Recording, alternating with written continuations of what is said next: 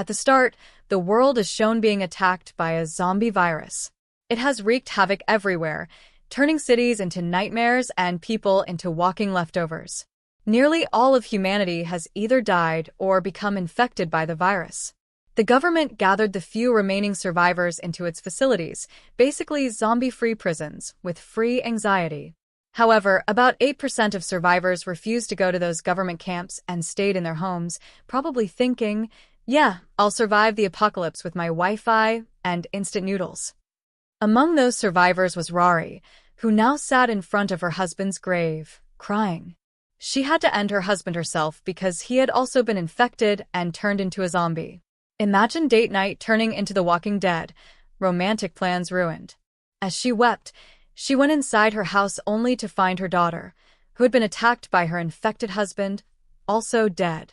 Crying uncontrollably, she apologized to her daughter for not being able to save her. But then, just as her tears fell, grief turned into horror as her daughter came back to life. Only this time, she wasn't human anymore. She was a zombie herself. This shocked Rory to her core. She had no choice but to shoot her daughter in the head. That's not parenting advice, by the way. Her entire family was gone, destroyed by her own hands. She was devastated, falling into deep depression. 2 long years passed like this.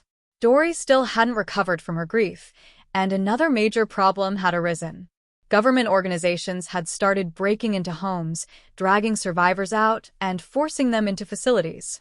Anyone who refused was brutally killed on the spot. So basically, the apocalypse came with a side of dictatorship. Nice. During these grim times, Ro grabbed his gun and went out for a walk, because apparently that's the therapy of choice during zombie season. His father-in-law warned him, walking too far is dangerous. But Ro, full of sorrow and sarcasm, replied, when everything's already been stolen, what's the danger? Someone give this man a sarcasm award. Meanwhile, somewhere else, a new character named Nova was shown running for his life after escaping from a government facility. Officers were chasing him, and he was carrying a bag with the facility's logo. So subtle, right? Like, yes, I'm definitely not the guy who robbed your lab. After injuring some government officers, Nova met his friend in the woods. He told him he had stolen a serum from the facility that could cure infected people, but he got shot during the escape. His friend told him, if we both run now, they'll catch us easily. Do one thing, give me your hat and run away. Nova didn't want to leave his friend, but the friend reminded him that his son desperately needed the serum and there was no time to waste. Nova gave him his hat and fled. Just then, government agents arrived nearby. His friend fired at them to create a distraction. One agent, smarter than the rest, snuck up behind him and pointed a gun at his head. When he turned around, she smacked him with the gun, but knocking him out cold. The guy got KO'd faster than a Wi-Fi router during a storm. When he regained consciousness, the agents interrogated him about Nova's whereabouts. But he refused to talk. Logan, one of the agents, lost her temper. Nova, who was far away by now, heard the gunshot echo through the distance and realized his friend had been killed. Saddened, he kept moving on. Back to Rory, she was now sitting by the river, lost in memories of her daughter. The grief had driven her to the edge. She began to think, why not go back to where my family is? Why not end it? With trembling hands, she placed the gun to her neck. Just before she could pull the trigger, she heard a strange sound nearby. Turning around, she saw a horse, with a bag hanging from its side, marked with the same government logo. Her heart began to race. Then, she noticed a wounded man lying beside it. She rushed over, helped him sit up, and saw it was Nova. And just like that, the apocalypse gave her a new plot twist, and possibly the next episode. Nova's condition had deteriorated to the point where he was completely unconscious. Rory noticed that his gunshot wound had worsened. Yeah, the guy was basically on the express lane to the afterlife. He could die any second, but somehow, he hadn't yet.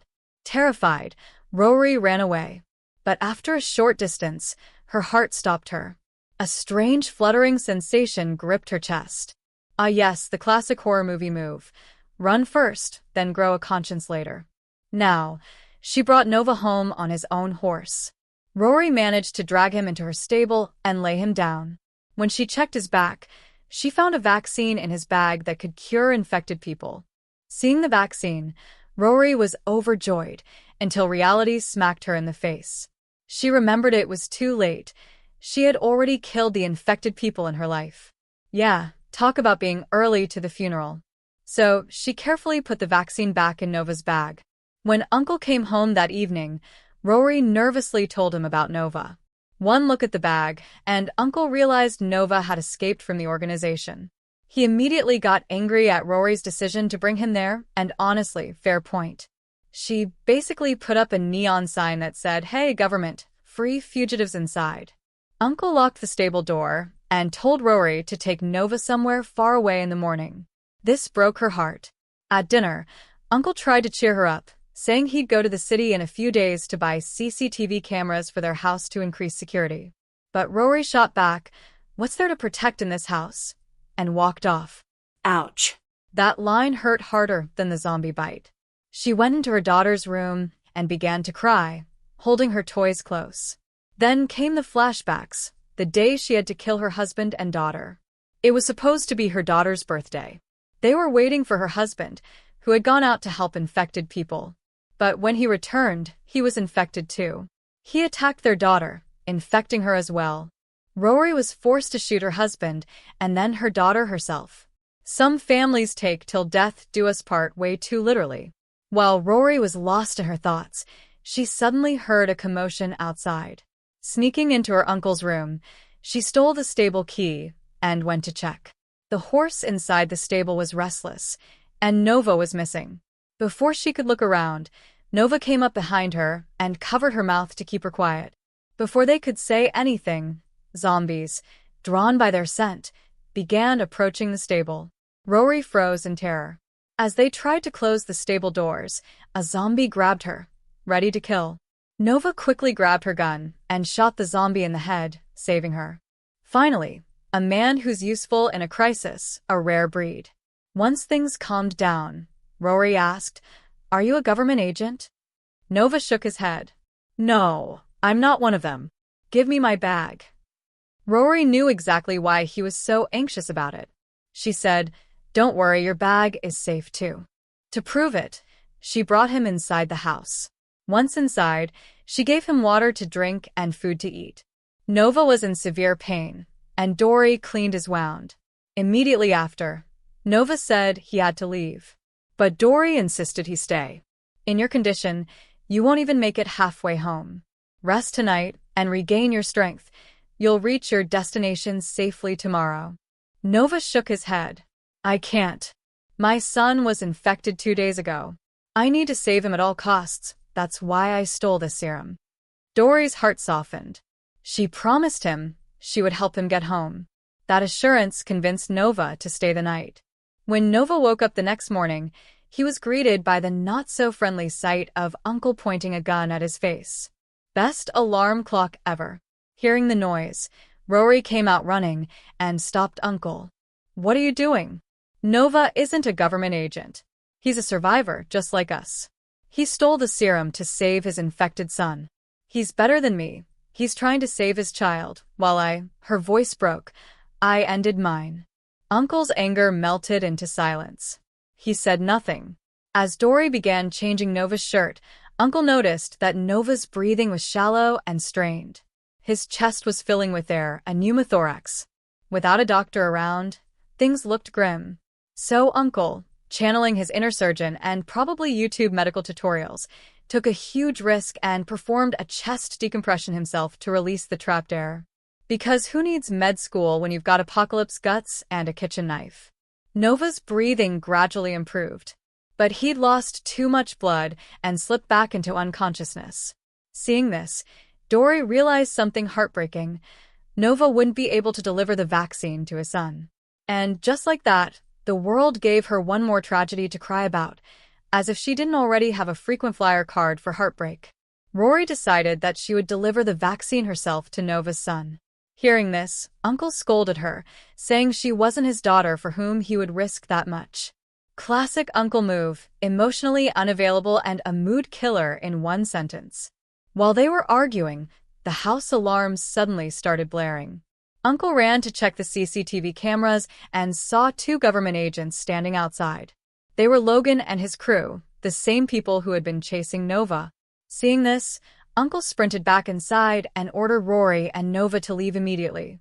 He gave Nova a stamina injection to help him move faster. Rory didn't want to leave Uncle behind like that, but he promised her he would come after her. Shortly after they fled, Logan and his companions kicked down the door. Upon entering, they questioned Uncle about Nova.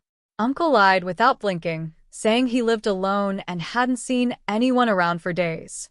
Yeah, because nothing screams innocent like answering the door mid-apocalypse in a blood-stained shirt. Agent Logan asked coldly, "Why don't you stay at the camp?" Uncle replied, "Because I don't want to leave my son and granddaughter. Their graves are right behind this house." It was an obvious lie, but Logan wasn't buying it anyway. Just then, she spotted Nova and Rory's horse galloping away in the distance. She decided she'd deal with Uncle later. Logan opened fire on them, trying to capture them. Uncle, showing unexpected badass energy for his age, grabbed his gun and shot back, taking out several agents. But he too was hit by multiple bullets. Rory and Nova managed to disappear from sight, while a furious Logan approached Uncle, electrocuting him and torturing him to death. Because apparently, she skipped Humanity Day in government training. Logan's assistant was horrified by her behavior. The government had never ordered her to go this far. She had killed countless people just to satisfy her own twisted desires. Finally, her assistant said, "I don't want to be part of your crimes." Hearing this, Logan snapped, because, of course, narcissists hate losing their audience, and decided to hunt Nova and Rory alone. We then saw Nova and Rory entering the forest. Nova turned to her and said, "You should go back home." "I'll go ahead." But Rory shook her head. "No. "I'll go with you to your home. I couldn't save my daughter and husband, but I don't want to die with the guilt of not helping you save your son." Understanding her pain, Nova nodded and handed her a spray that would make them harder for zombies to detect, helping them travel safely. While they were talking, Logan appeared behind them and opened fire from a distance. Another bullet hit Nova, forcing the two to run for their lives. They took shelter a short distance away. Nova knew he wouldn't make it home. He explained the route to Rory and begged her to save his son's life. He handed her his bag and told her to run. Logan couldn't reach Rory. She had already disappeared into the trees. A wounded Nova stood up, summoning his last bit of courage to face Logan. Logan attacked again, this time with a knife instead of a gun. But Nova's determination to save his son was stronger than the pain. He didn't give up, even when Logan drove a sharp stick into his stomach. Honestly, this man was tanking damage like a video game boss with zero medkits. Nova grabbed Logan's knife, stabbed her in the neck, and then electrocuted her with her own shotgun, finally ending her. Meanwhile, we saw Rory running through the forest. It was night, and she was being chased by a swarm of zombies. Somehow, she managed to escape, stumbling behind a tree and spraying herself with the anti-zombie spray. She started running again, but one zombie heard her footsteps and stalked her from behind. It lunged at her. Rory fought back with everything she had, slamming it to the ground and crushing its skull with a nearby rock. Nothing says girl power like turning a zombie's head into abstract art. For a brief moment, she felt victorious, like she'd conquered the world. But then, she noticed a bite mark on her arm.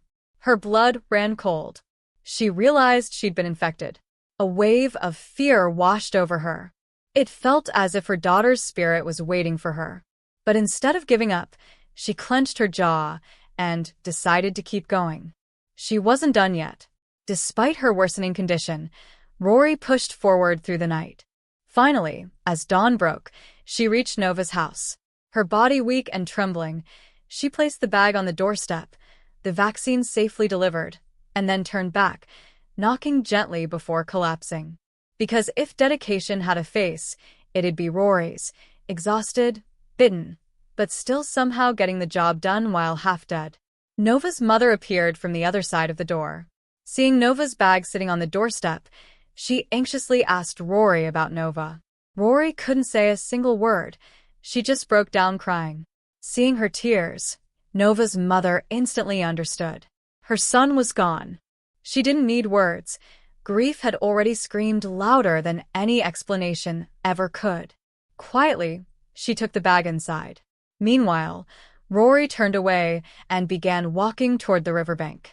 She knew she had been bitten, and that soon she would turn into a zombie. Staying near Nova's family would only put them in danger. Because nothing says thanks for dinner like accidentally infecting your host. Sitting by the river, she once again had a vision of her daughter waiting for her, smiling, reaching out, ready to meet her on the other side. A small smile crossed Rory's face. She placed the gun beneath her chin, whispered a silent goodbye, and pulled the trigger. The sound echoed across the silent water as she finally found peace. At the very last moment, her eyes were shown changing color, signs of the infection beginning to take over. It meant that if Rory hadn't ended her own life, she would have turned into a zombie too. But by doing what she did, she saved the world from one more monster. Talk about the ultimate act of self-control. Most people can't even stop themselves from checking one more notification before bed.